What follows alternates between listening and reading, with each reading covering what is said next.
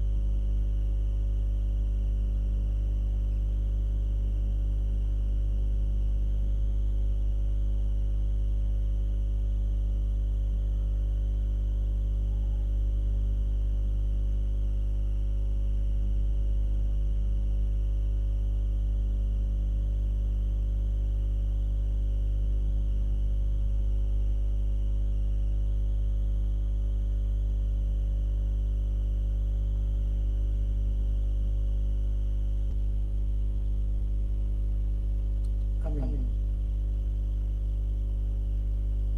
Sebelum kita mulai ibadah online pada pagi hari ini, mari kita melihat firman Tuhan dari 1 Korintus 4 ayat 20. Sebab kerajaan Allah bukan terdiri dari perkataan, tetapi dari kuasa. Mari kita bersama-sama memuji, memuliakan nama Tuhan, meninggikan Dia, dan kita pujikan bagi Allah yang mulia, sebab hanya bagi Dia saja segala hormat, pujian dan kemuliaan bagi Dia di tempat yang maha tinggi, yang maha kudus. Kita pujikan bagi Allah yang mulia.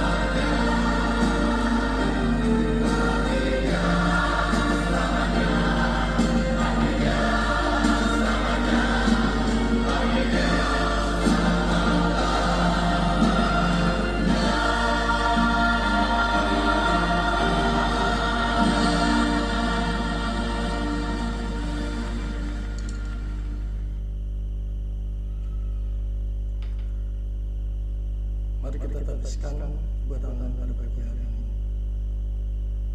Ibadah online pada pagi hari ini diadakan dalam nama Allah Tritunggal, Bapa, Anak, dan Roh Kudus yang telah menciptakan langit, bumi, dan segala isinya, yang tak pernah meninggalkan pekerjaan tangannya dan kasih setianya kekal selama-lamanya. Turunlah atas saudara-saudara sekalian anugerah dan damai sejahtera dari Allah Bapa dan dari Tuhan kita Yesus Kristus. Amin.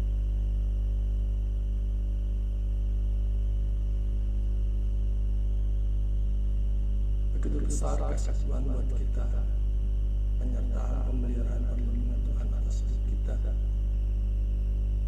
Sungguh kita mengingat keagungannya, dan jika kita melihat seluruh ciptaan Tuhan, kita sungguh akan betapa besar kuasa dan keagungannya. Mari kita pujikan pujian Tuhan bagi Tuhan. Bila lihat bintang dan berlapan, dan juga puji guru riuh kudengar, ya Tuhan, tak putus aku heran melihat ciptaanmu yang begitu besar. Kita pujikan dengan penuh sukacita pujian ini bila lihat bintang gemerlapan.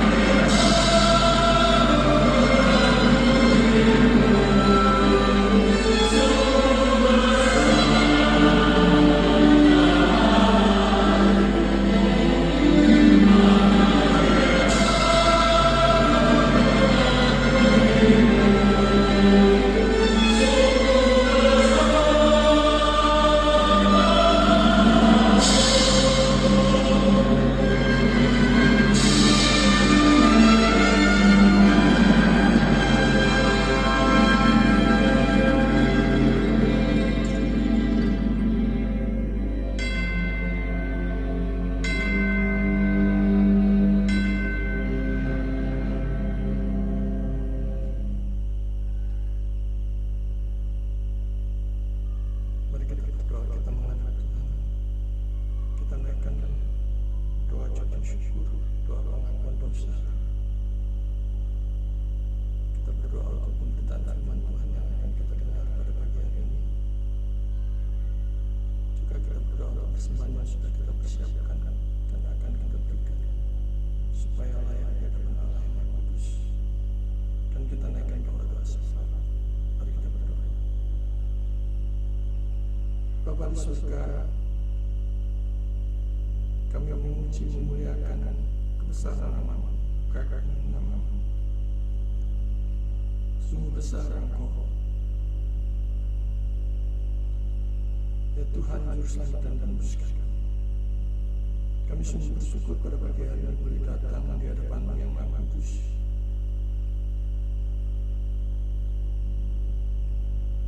Engkau yang sudah memberikan kesempatan kepada kami untuk menjalani hidup pada pagi hari ini. Kami sungguh mengucap syukur ya Tuhan buat segala kebaikan Tuhan,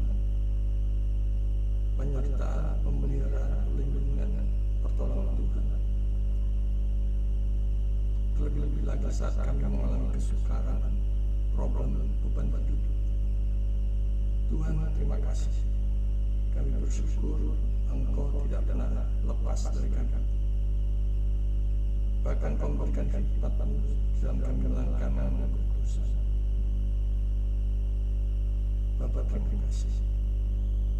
Terlebih lagi kami mengucap syukur atas iman percaya kepada Yesus sebagai satu-satunya Tuhan dan Juru Selamat kami yang hidup. Di tengah-tengah situasi kondisi apapun kehidupan kami yang kami hadapi, Engkau tetap menjaga iman kami supaya tetap teguh mengikuti Juru Selamat. Terima kasih. Kami mengaku di hadapan-Mu Tuhan segala dosa dan pelanggaran kami, baik dalam pikiran, perkataan, perbuatan, hati, sikap, kata-kata, dan motivasi, yang semuanya adalah terang menerang di hadapan-Mu, dan tidak ada satupun dosa yang bisa kami sembunyikan. Karena itu kami mohon belas kasihan Tuhan untuk mengampuni segala dosa dan pelanggaran kami. Dan kiranya darah Kristus yang tercurah di atas kayu salib membasuhkan kami, melayani kami datang beribadah di hadapan-Mu yang Maha Kudus. Dan biarlah Roh Kudus senantiasa menguatkan kami, menghibur kami, memberikan harapan kepada kami, bahkan memberikan kekuatan dan iman yang teguh di tengah berbagai macam krisis dan cobaan yang kami hadapi. Bapa di surga, kalau pada pagi hari ini kami akan mendengarkan sebagian dari firman yang berbicara tentang status kami sebagai warga kerajaan Allah. Bapa, kami mohon Roh Kudus memimpin kami, memberikan hikmat kepada kami, pengertian, bahkan membukakan hal-hal baru yang belum kami mengerti. Dan firman-Mu itu memberikan kekuatan sehingga kami benar-benar diubahkan menjadi pribadi yang baru, menjadi pribadi yang lebih baik daripada yang sebelumnya, menjadi pribadi yang memuliakan Tuhan dalam segala aspek kehidupan kami. Kami juga berdoa untuk persembahan yang sudah kami persiapkan dan akan kami berikan. Bapa, kiranya Engkau memutuskan persembahan ini, koreksi segala motivasi kami dalam memberi, dan juga Engkau berkati tangan yang memulai, sehingga persembahan ini boleh dipakai untuk mengagungkan, meninggikan, dan memuliakan nama Tuhan, dan dipakai untuk memancarkan cinta kasih Tuhan terhadap sesama kami. Bapa di surga, kami berdoa untuk bangsa dan negara kami pada saat ini, di mana di berbagai tempat dan wilayah mengalami berbagai macam bencana alam, baik gunung meletus, banjir yang terjadi di mana-mana. Kami berdoa untuk wilayah di seluruh Indonesia yang saat ini mengalami, dan khususnya di daerah-daerah di mana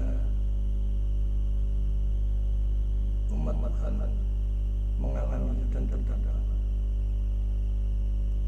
Bapak kiranya Kau memberikan pertolongan, memberikan berkatan, dan memberikan apapun yang mereka butuhkan. Juga kami berdoa untuk situasi bangsa dan negara kami menjelang tahun-tahun panas politik, pemilihan pemimpin kami, presiden dan wakil presiden. Kami mohon ya Tuhan, kiranya Roh Kudus memberkati dan memimpin kami setiap pribadi dalam memilih, dan biarlah Kau arahkan sedemikian rupa hanya pilihan sendiri yang terjadi. Dan kami sebagai umat tidak perlu khawatir, takut, cemas, karena siapapun yang terpilih yang sesuai dengan kehendak itulah yang terbaik. Dan kami bisa menjalankan kehidupan kami, tanggung jawab kami yang baik bagi bangsa dan negara kami. Berkati para pemimpin kami ya Tuhan,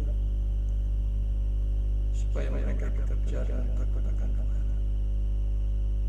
Dan khususnya kami berdoa untuk anak-anak Tuhan yang ditempatkan di dalam pemerintahan, supaya mereka boleh menjadi lilin terang, menjadi teladan yang baik, dan memancarkan cinta kasih Tuhan, nilai-nilai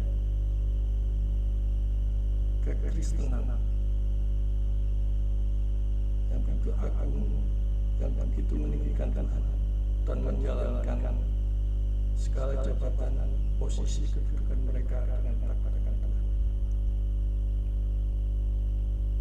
Bapa di surga, kami tidak lupa berdoa untuk tempat lingkungan kami berada, di mana Engkau menempatkan kami di dalam pekerjaan, aktivitas, studi, pelayanan. Kami mohonkan berkat untuk tempat kami tinggal. Berkati juga para pemimpin kami, baik dari yang kecil sampai yang besar. Bapa di surga, kami tidak lupa berdoa untuk jemaat yang saat ini mengalami sakit penyakit, berbaring lemah di tempat-tempat rumah sakit maupun di rumah-rumah. Apapun sakit mereka, baik dari jasmani maupun rohani, kami berdoa untuk mereka agar kiranya belas kasihan dari Allah menjamah mereka, memulihkan mereka, sehingga mereka boleh kembali dengan sukacita menjalani hidup ini dan mengingat begitu besar cinta kasih Tuhan dalam diri, dan memakai hidup mereka bagi kemuliaan Tuhan. Tidak lupa kami juga berdoa untuk saudara-saudara kami yang saat ini mengalami kemerosotan ekonomi, bahkan kebangkrutan, dan tidak tahu lagi apa yang harus dilakukan.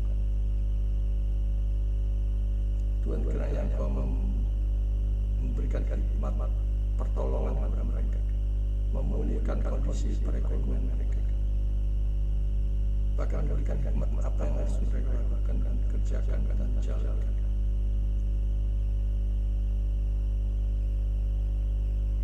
Bahkan untuk saudara-saudara kami yang tidak tahu harus berbuat apa untuk memulai usaha, ya Tuhan, biarlah Engkau memberikan cerahan, memberikan hikmat, dan menyingkirkan segala ketakutan dan kecemasan mereka, berbalik menjadi sukacita, mengikut Tuhan, melayani Tuhan dengan penuh sukacita. Kami tidak lupa juga berdoa untuk jemaat yang saat ini mengalami krisis iman, ingin mundur dari pelayanan, ingin mundur dari gereja, ingin mundur dari Tuhan. Kiranya Roh Kudus memberikan hiburan dan memberikan kembali iman yang teguh kepada mereka, dan mereka boleh kembali dengan penuh keberanian, dengan penuh sukacita dalam pertolongan Tuhan. Mereka menghadapi segala krisis yang mereka hadapi. Bapa di surga, kami tidak lupa juga berdoa untuk saudara-saudara kami yang saat ini bersukacita berulang tahun anniversary pernikahan, Biarlah Roh Kudus menggenapi sukacita mereka dan memakai sukacita itu untuk kemuliaan Tuhan. Kami tidak lupa menyerahkan masa depan kami, masa depan keluarga kami, anak-anak kami, orang-orang yang kami kasihi ke dalam tangan. Bila apapun yang mereka kerjakan, ya Tuhan, Roh Kudus senantiasa menolong mereka, mengarahkan sampai lupa sehingga dapat berhasil. Dan dengan keberhasilan itu memakai semuanya bagi hormat dan kemuliaan Tuhan, melayani Tuhan, mengikuti Tuhan dengan penuh sukacita, dengan penuh giat, dengan penuh berkorban bagi kemuliaan Tuhan, mengikut Tuhan sampai akhir. Inilah seru dan doa kami yang kami alaskan hanya di dalam satu nama, Yesus Kristus, satu-satunya Tuhan dan Juru Selamat kami. Amin. Sebelum kita mendengarkan sesi pemberitaan firman Tuhan, marilah kita sekali lagi memuji dan memuliakan nama Tuhan dengan pujian mulia sembah Raja Mulia. Bagi Yesus segala hormat, sembah dan puji. Mulia ajaiblah namanya. Bila kita pujikan dengan sungguh-sungguh, pujian mulia sembah Raja. Amin.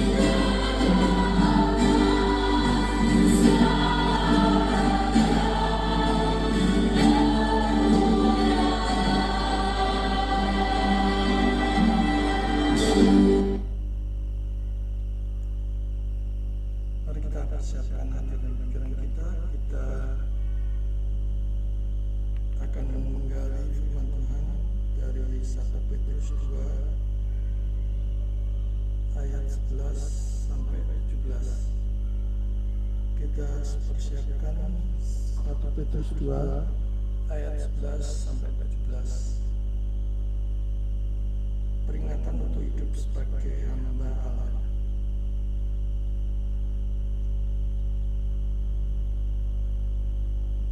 Saudara-saudaraku yang terkasih, aku menasihati kamu supaya sebagai pendatang dan perantau, kamu menjauhkan diri dari keinginan-keinginan daging yang berjuang melawan jiwa.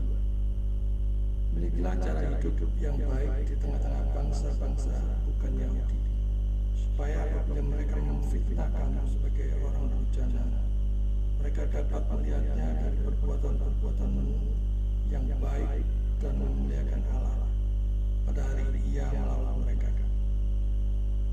Tunduklah karena Allah kepada semua lembaga manusia, baik kepada raja sebagai pemegang kekuasaan tertinggi, maupun kepada wali-wali yang diutusnya untuk menghukum orang-orang yang berbuat jahat dan menghormati orang-orang yang berbuat baik.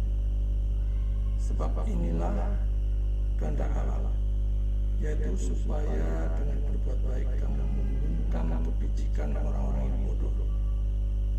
Hiduplah sebagai orang merdeka dan bukan seperti mereka yang menyalahgunakan kemerdekaan itu untuk menyelubungi kejahatan-kejahatan mereka.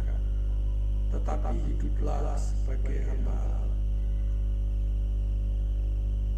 Hormatilah semua orang, kasihlah saudara-saudaramu, takutlah akan Tuhan, hormatlah raja.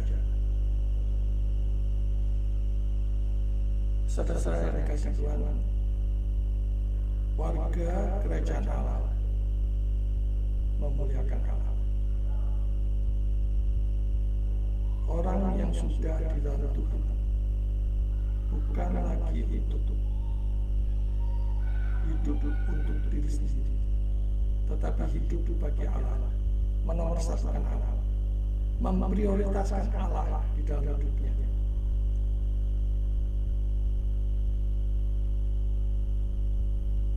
Warga kerajaan Allah bukan lagi terikat pada hal-hal kedagingan dan nafsu dunia,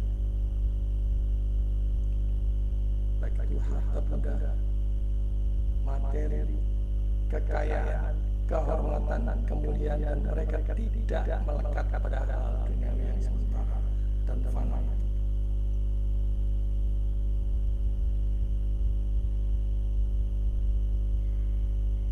Mari kita merenungkan pada pagi hari di mana hati kita berada. Apakah ada di dalam spirit materialisme dan spirit materialistis dunia, ataukah melekat pada hal-hal yang bernilai kekal, memuji, memuliakan, melayani Tuhan dalam segala aspek kehidupan kita.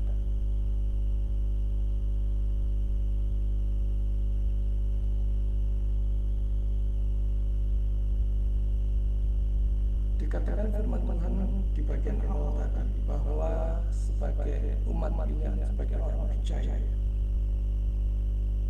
dinyatakan di sana bahwa kita ini sebagai pendatang atau perantau. Jadi bagian awal kita melihat bahwa Petrus mengingatkan status orang-orang percaya di dunia ini sebagai orang-orang asing dan pendatang. Karena itu jangan terlalu melekat pada dunia ini yang penuh tipu daya. Allah memanggil mereka karena mereka adalah anak-anak Allah. Nah, saudara renungkan, apakah kita ini anak-anak Allah atau anak-anak setan? Karena hanya ada dua sisi. Jadi dimanapun mereka berada, mereka hanyalah tamu di dunia ini. Jiwa mereka bebas dari hawa nafsu yang jahat dan keji, dan juga bahwa mereka harus hidup dengan jujur di antara manusia dengan contoh kehidupan yang baik, memberi teladan yang baik,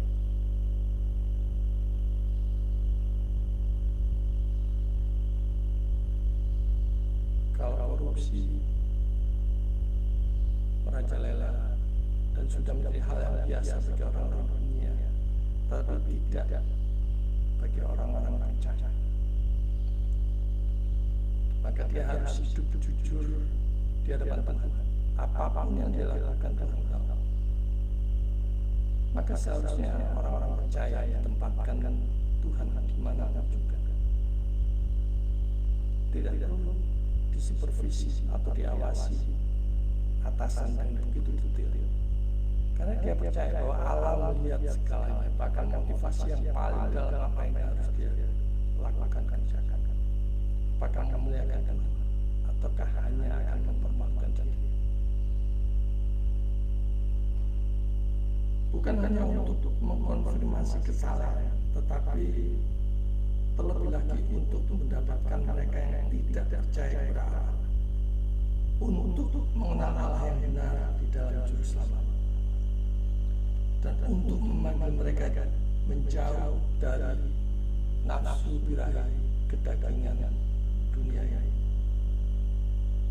Tetapi ketika kita melewatinya sebagai orang-orang asing melalui kehidupan ini di dunia ini, maka kita tidak terikat pada daging, walaupun kita masih bisa mempunyai keinginan-keinginan, tapi kita percaya bahwa Roh Kudus akan mengingatkan kita jika itu tidak selaras dengan firman Tuhan.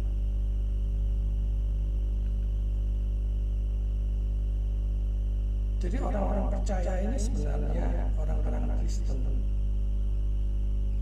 adalah warga negara surga. Warga negara surga menjaga kekudusan dan kelak akan bersama Juru Selamat di surga dan kekal. Sekali lagi, ketika dalam pikiran kita menganggap tinggal di dunia ini yang fana, yang sementara, dan tidak berpikir bahwa surga adalah negara kita, maka kita terjerat dalam spirit materialistik dan nafsu dunia. Hawa nafsu daging membuat kita terjerat. Dan firman Tuhan mengingatkan kita untuk menjauhkan dari keinginan daging. Hidup di dunia ini melatih kita menghadapi nafsu dunia kedagingan. Ada yang berkata jangan banyak makan daging agar tidak terjerat nafsu kedagingan. Ini sekedar contoh, tapi patut kita renungkan. Kemana saat ini jiwa kita, pikiran kita, hati kita, apakah melekat pada hal-hal yang dunia, ataukah pada hal-hal yang bernilai kekal?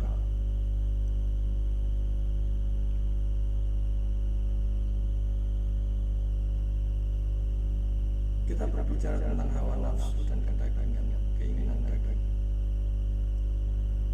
Sesuai dengan kesesuaian nafsu duniawi, keinginan daging itu harus dilawan, bahkan harus dilawan dengan keras. Dengan hawa nafsu atau keinginan daging, dia tidak hanya bermaksud menganggap hal-hal yang kotor yang sama dengan hewan, tetapi juga semua nafsu dan kasih sayang yang berdosa dari jiwa yang telah menuntun dan memimpin kita. Jadi kita senantiasa menurutinya, maka kita tidak banyak dengan hewan.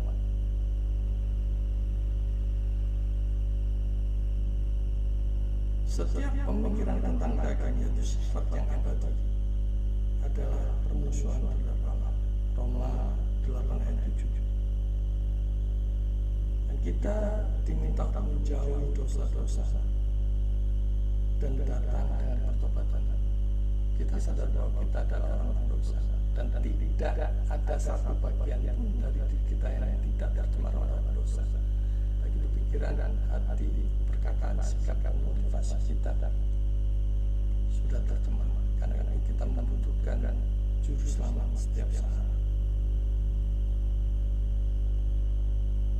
Kita memang masih bisa jatuh bangun di dalam dosa, bahkan dosa yang sama.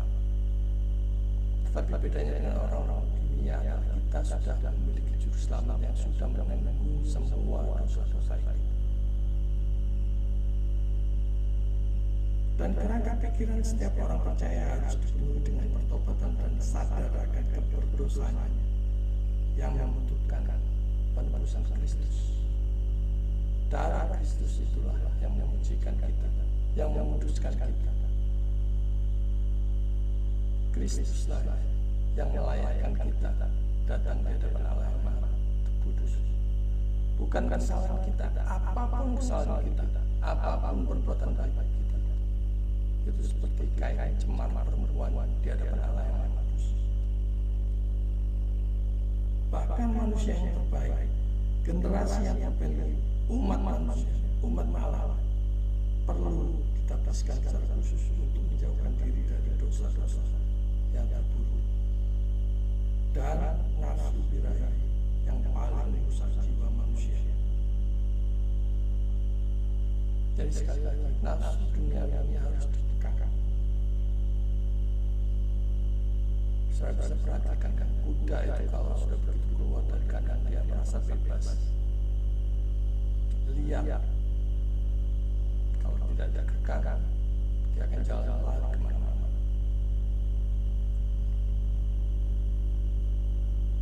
Akan ada suatu hari lawatan yang datang di mana Allah mungkin memanggil untuk pertobatan dengan firman-Nya dan anugerah.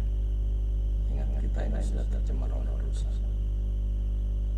Tapi kalau Allah sudah memanggil, termasuk berbagai hal, kita wajib mempunyai tanggung jawab untuk cepat bertobat, datang pada Dia.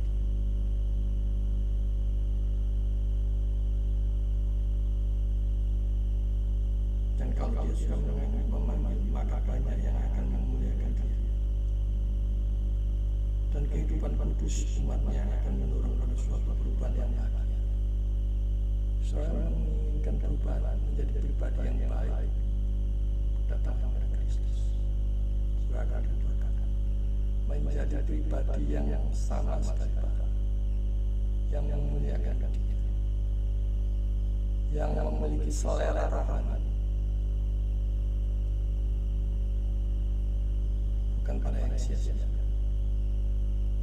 tetapi pada hal-hal yang memuliakan Dia, memuliakan Allah. Firman Tuhan juga mengingatkan kita untuk perang melawan keinginan daging. Jadi orang Kristen melakukan peperangan rohani setiap hari, setiap saat. Kita ini membutuhkan kekuatan Tuhan Kudus untuk melawan musuh-musuh rohani kita. Jangan terlalu teliti mengandalkan kekuatan saudara. Ingat, Dia Maha Kuasa, Dia Maha Tahu, Dia yang mempunyai sumber hikmat. Maka kita harus datang kepada Dia sesegera mungkin dengan bertobatan, bahkan dengan hati yang hancur. Jika kita telah mengecewakan Dia, kita telah jatuh dalam dosa-dosa pelanggaran. Kita harus perang melawan jiwa.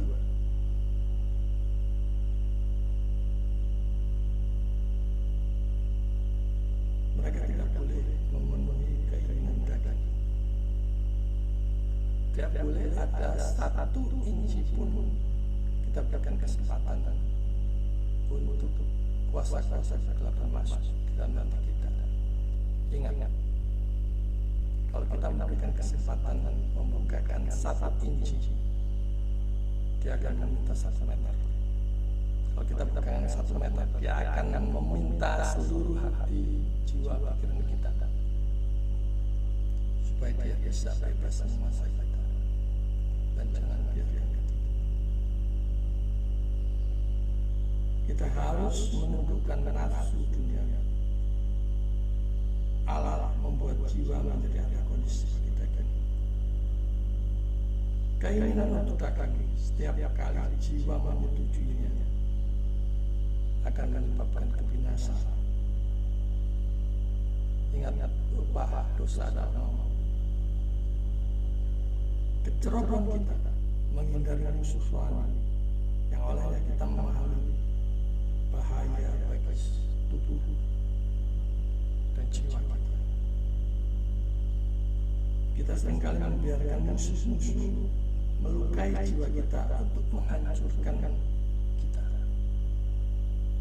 Kita seringkali memberikan kesempatan kebebasan kepada diri. Kita seperti membentangkan leher kita ke musuh-musuh rohani. Dengan sukarela kita jatuh dalam dosa. Maka mulai pagi hari ini, mari kita melakukan peperangan rohani dengan kekuatan Tuhan. Firman Tuhan mengingatkan kita untuk memiliki cara hidup yang baik. Dan bagaimana kita tahu dan menjalani cara hidup yang baik yang berkenan bagi Tuhan kalau tidak pernah menggali, membaca, merenungkan, memperhatikan firman Tuhan. Dan firman Tuhan adalah satu-satunya pedoman hidup orang percaya. Hanya firman Tuhan yang menguji segala sesuatunya, apakah itu selaras dengan maksud dan kehendak Allah atau tidak. Yang pertama, kita diminta untuk berbuat baik. Kita berbuat baik bukan karena kita baik. Kita berbuat baik karena Allah yang kita sembah di dalam Yesus itu sungguh baik. Dan perbuatan baik adalah bukti bahwa kita sudah diselamatkan oleh penebusan Kristus. Kita sudah diselamatkan di dalam Yesus. Karena itu kita bisa berbuat baik. Artinya mau dan mampu untuk bisa berbuat baik. Jadi berbuat baik bukan karena pandai. Berbuat baik bukan karena supaya masuk surga. Tetapi di dalam Yesus kita sudah memiliki jaminan hidup yang kekal, maka kita bisa berbuat baik. Secara tegas dia mengatakan di antara bangsa-bangsa lain, karena orang Yahudi ini tidak hanya dibenci di mana-mana, tetapi juga hampir selalu dibenci, hampir selalu. Oleh karena itu, mereka seharusnya dengan lebih berhati-hati berusaha keras untuk menghapus kebencian dan keburukan yang melekat pada nama mereka dengan hidup kudus dan berperilaku yang diatur dengan baik yang selaras dengan Tuhan. Ungkapan jahat dan penyimpangan jahat orang-orang yang durhaka seharusnya merangsang kita untuk menjalani kehidupan ini dengan lurus. Karena tidak ada waktu untuk hidup dengan lesu dan aman saat mereka memperhatikan kita dengan cermat untuk mengetahui apapun yang kita lakukan itu salah. Selesai dikasih Tuhan, renungkan. Yesus dibenci, ditolak dunia. Orang-orang Kristen pun demikian. Karena itu kita harus berbuat baik menurut firman Tuhan. Biarkan orang-orang dunia melihat sendiri bedanya. What's the difference? Apa yang membedakan kita dari orang-orang dunia? Orang-orang dunia korupsi, kita juga ikut korupsi begitu. Orang-orang dunia sudah biasa kawin cerai. Kita juga anggap itu biasa. Orang dunia saling jegal, saling membenci, saling menghasut, dan kita membalasnya dengan motivasi yang sama. Begitu? Tidak ada. Firman Tuhan tidak mengajarkan kita demikian. Firman Tuhan mengajarkan kita untuk hidup sebagai orang-orang pilihan, berbuat kasih kepada sesama. kita dituntut untuk hidup yang memuliakan Allah. Maka kita harus berjuang keras, bukan hanya untuk kepentingan kita sendiri. Manusia mungkin berpikir dan berbicara baik tentang kita, tetapi supaya kita dapat memuliakan Allah seperti Kristus yang telah mengajari kita. Rasul Petrus menyadari bahwa orang yang tidak percaya yang dipimpin oleh perbuatan baik kita akan taat kepada Allah, dan karena itu dengan perbuatan mereka sendiri memuliakan Dia. Berikutnya adalah jujur terhadap sesama manusia. Nah, ini yang langka di tengah-tengah dunia saat ini. Kejujuran adalah sesuatu yang langka. Bagian kedua dari nasihat ini adalah bahwa mereka harus bersikap jujur terhadap sesama manusia. Allah menggunakan kehidupan yang kudus dan jujur terhadap umatnya sebagai persiapan untuk mengembalikan pengembaraan di jalan yang benar. Karena ini adalah awal dari pertobatan kita. Saat Allah senang melihat kita dengan mata sebagai seorang bapa, tapi saat wajahnya dipalingkan dari kita, kita pasti binasa. Karena itu jangan anggap remeh, jangan sia-siakan kasih kemurahan Allah. Saudara yang dikasihi Tuhan, orang bersih dan jujur sekali lagi sangat langka di negeri ini. Itu sebabnya kita semua yang sudah dalam Kristus menjadi orang-orang yang berbeda dari kebanyakan orang-orang dunia ini. Supaya orang-orang dunia melihat Allah yang kita sembah telah mengubah hidup setiap orang percaya. Kita juga diminta untuk tunduk kepada lembaga-lembaga manusia karena Allah. Nah, kita sebagai orang berdosa ini cenderung pada berontak. Kalau kita tidak ada keinginan hasrat kita memberontak. Maka pikiran mereka harus dibersihkan dari hadapan Allah. Tapi ada juga yang harus dilakukan bersama manusia supaya jangan kita menjadi penghalang bagi mereka. Selanjutnya kita melihat di ayat ke-15 itu ketidakpedulian orang-orang bodoh. Kita soroti ya kata-kata ketidakpedulian. Baik karena masa bodoh mereka terhadap negara dan percakapan dengan orang-orang percaya yang mungkin merupakan kesempatan mereka berbicara yang jahat tentang mereka, apakah itu kebencian, apakah itu ketidakpuasan dan sebagainya, hasrat ingin memberontak, atau ketidaktahuan mereka akan Allah dan jalannya, di mana Kristus telah memperoleh kemarahan penganiayaan. Dia tetap tertutup. Yohanes 16 ayat 3. Orang-orang bodoh, kebijaksanaan sejati yang ada di dalam pengetahuan Allah. Mereka yang miskin pengetahuan ini sebagai orang-orang kafir disebut bodoh. Di ayat 16 kita melihat mereka supaya hidup sebagai orang merdeka. Kebebasan orang-orang yang bebas. Nah, kata-kata bebas ini disambut antusias oleh semua kalangan. Maka tidak heran kalau kita melihat banyak orang mengajarkan kehendak bebas. Padahal segala sesuatu itu sudah ditetapkan oleh Tuhan, sudah dirancangkan oleh Tuhan. Apapun yang kita lakukan itu digerakkan oleh Allah. Yang bebas adalah Allah.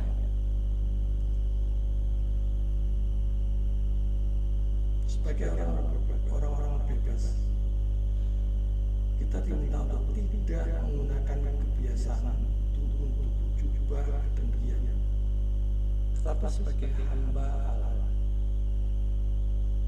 sebagai orang-orang bebas, supaya kita mencegah keberadaan yang mungkin berpura-pura bahwa mereka adalah orang-orang bebas sebagai orang-orang Yahudi, dan karena itu tidak mematuhi orang asing.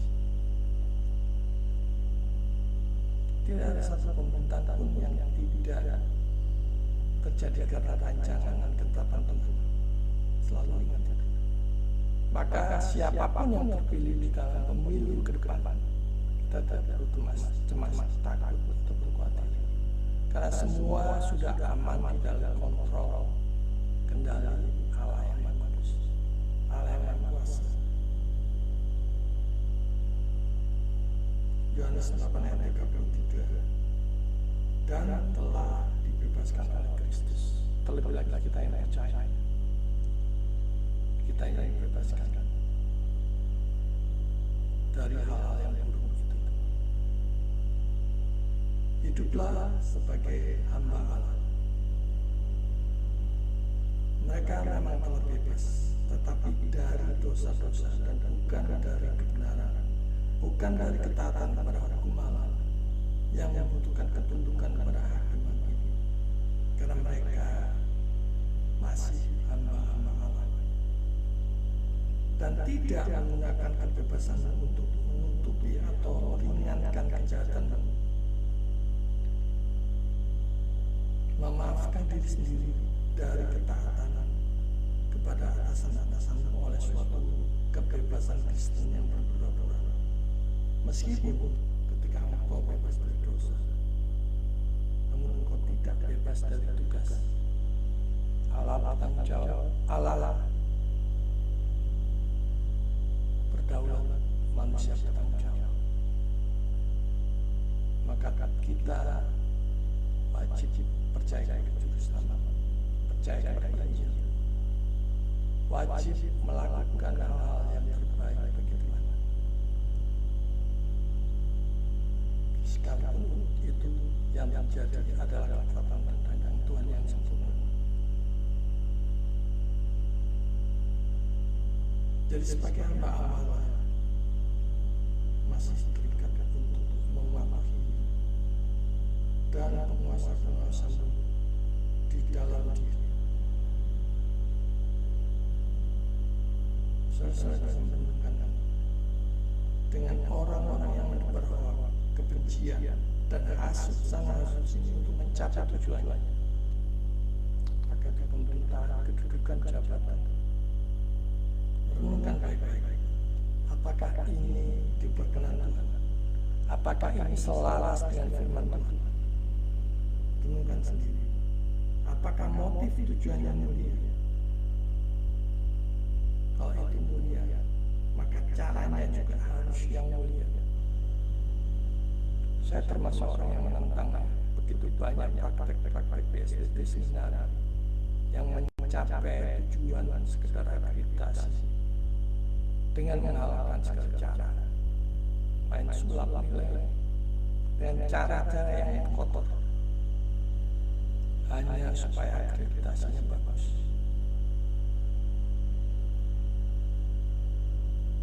Kalau itu sekolah swasta, saya tidak masalah.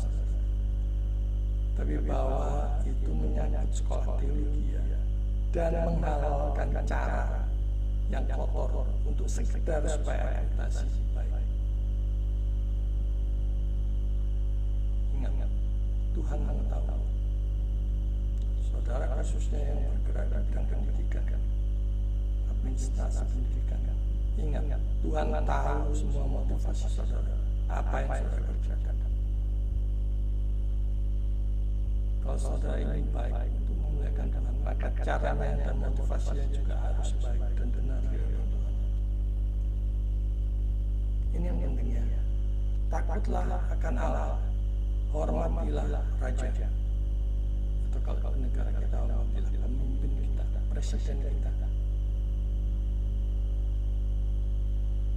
Sebab tidak ada kekuasaan manapun di dunia yang lepas dari ketetapan Allah, apalagi yang di luar pengetahuannya.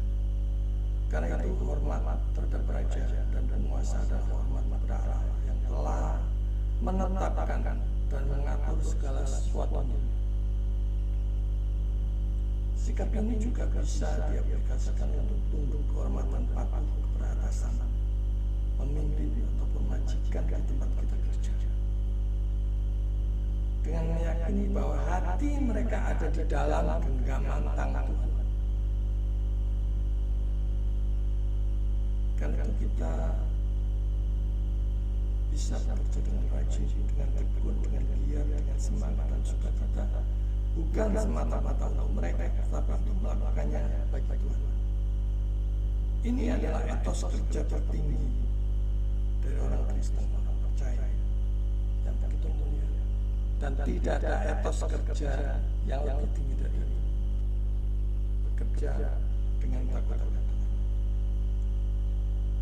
Dan sebagai orang Kristen, kita harusnya lebih giat, lebih rajin, lebih jujur, lebih semangat, lebih baik dan lebih bisa dipercaya daripada orang manapun, tanpa kita harus diawasi oleh supervisor atau orang yang di atas kita. Sebab Allah melihat segala yang kita kerjakan, yang kita lakukan. Takut akan Allah kepada raja dan hubungan sosial. Ia mensyaratkan bahwa mereka tidak takut Allah atau tepat diberikan kepada manusia, kecuali tertib sipil berlaku di antara kita, dan hakim mempertahankan otoritas mereka. Mereka benar-benar menjalankannya yang sesuai dengan keadilan Allah.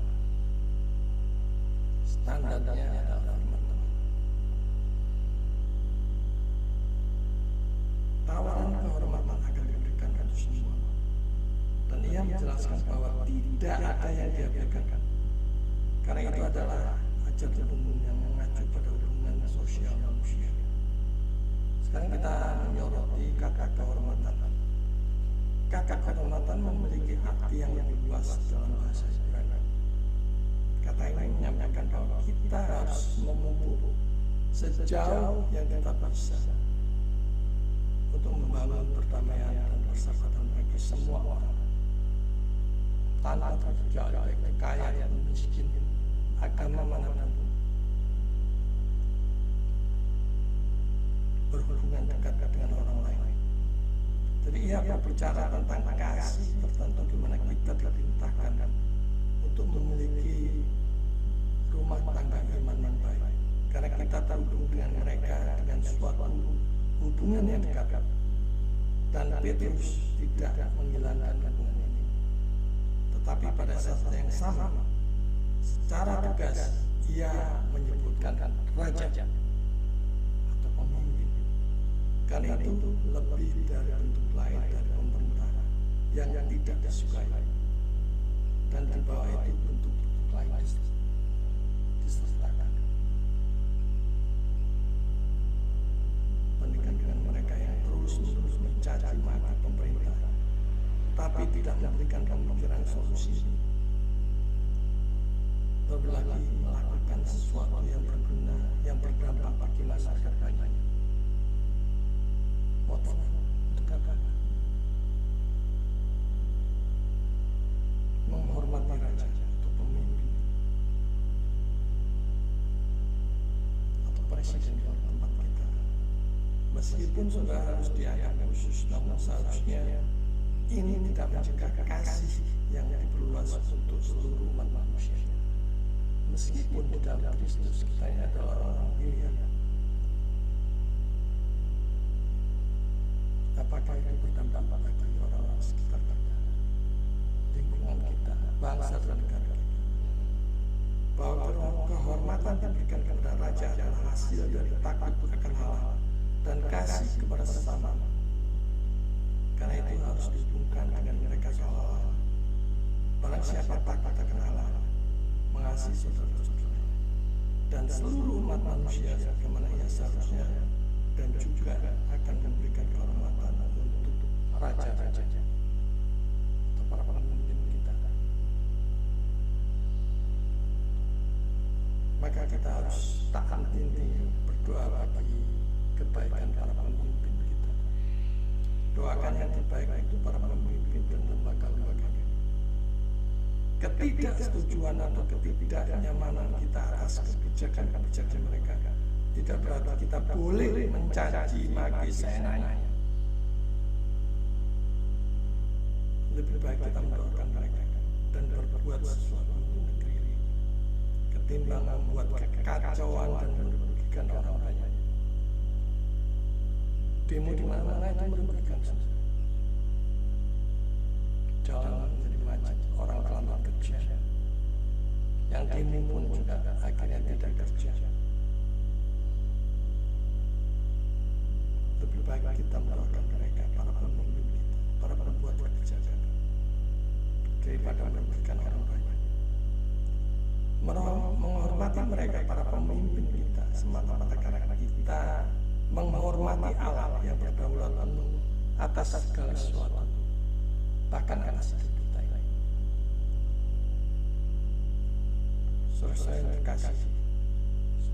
terkasih Tuhan, warga kerajaan Allah memuliakan Allah, dan dimanapun kita berada, kita ini orang asing dan pendatang di dunia ini. Paspor kita warga kerajaan surga. Sangat kontras jika mengaku dan yakin bahwa kita ini warga kerajaan Allah, tapi masih terikat dunia, masih melekat pada hal yang materialistis. Mengaku warga kerajaan surga, tapi betah dunia menikmati yang fana. Bahkan dosa-dosa yang sama itu juga. Mari menjauhkan keinginan, menjauhkan diri dari keinginan-keinginan daging, dengan memiliki cara hidup yang baik, yang sesuai dengan firman Tuhan, yang mencerminkan warga kerajaan surga, terutama takut akan Allah dan menghormati para pemimpin dan lembaga-lembaga negara, menjadi warga negara yang baik, yang mencerminkan sebagai hamba Allah, yang memuliakan Dia di segala aspek kehidupan kita. Warga kerajaan surga hidup memuliakan Allah. Tuhan memberkati. Mari kita berdoa.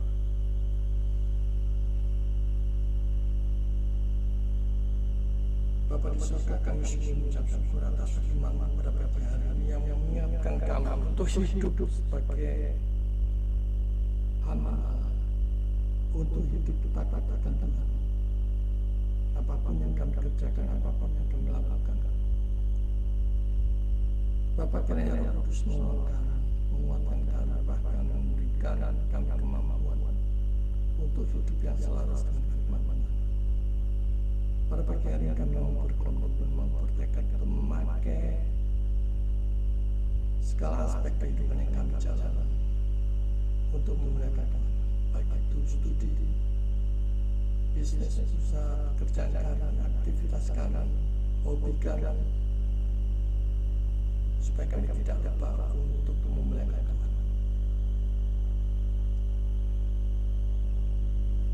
Pakailah kami, Tuhan, keluarga kami, untuk Kau panggil dalam pelayanan, untuk Kau panggil melayani Tuhan dengan penuh sukacita, dengan penuh giat, bahkan berkorban. Dan biarlah hati kami, pikiran kami dipenuhi oleh kasih terhadap sesama kami, dan hidup kami boleh dipakai berdampak bersama. Terima kasih, dalam nama Yesus kami berdoa. Amin.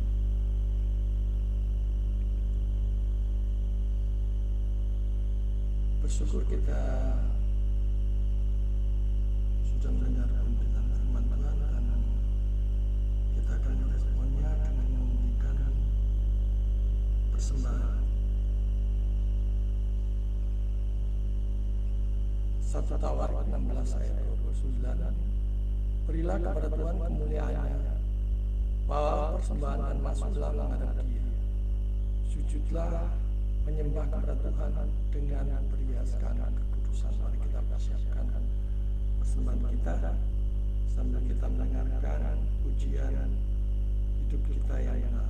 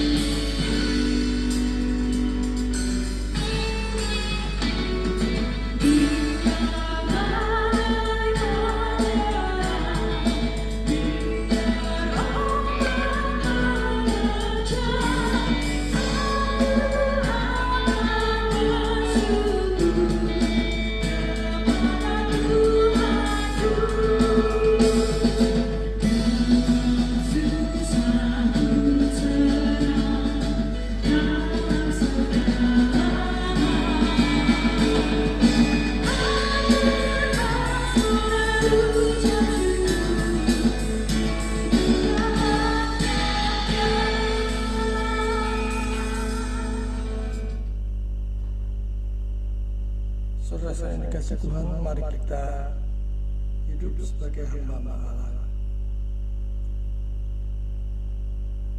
Dan biarlah hari demi hari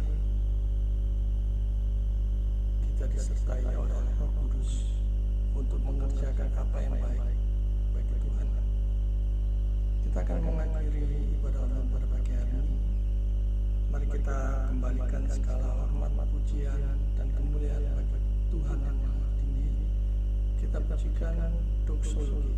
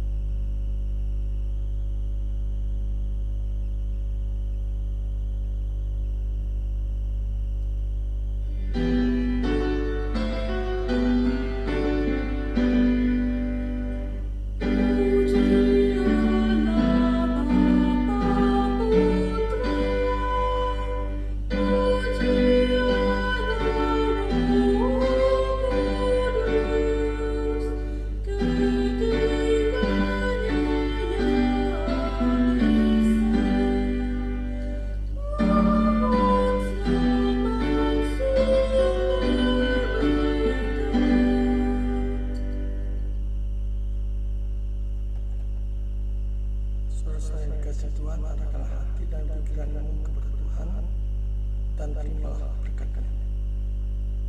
Tuhan memberkati engkau dan melindungi engkau. Tuhan menyinari engkau dengan wajah-Nya dan memberi engkau kasih karunia. Tuhan menghadapkan wajah-Nya kepadamu dan memberi engkau damai sejahtera, mulai dari sekarang sampai selama-lamanya. Amin.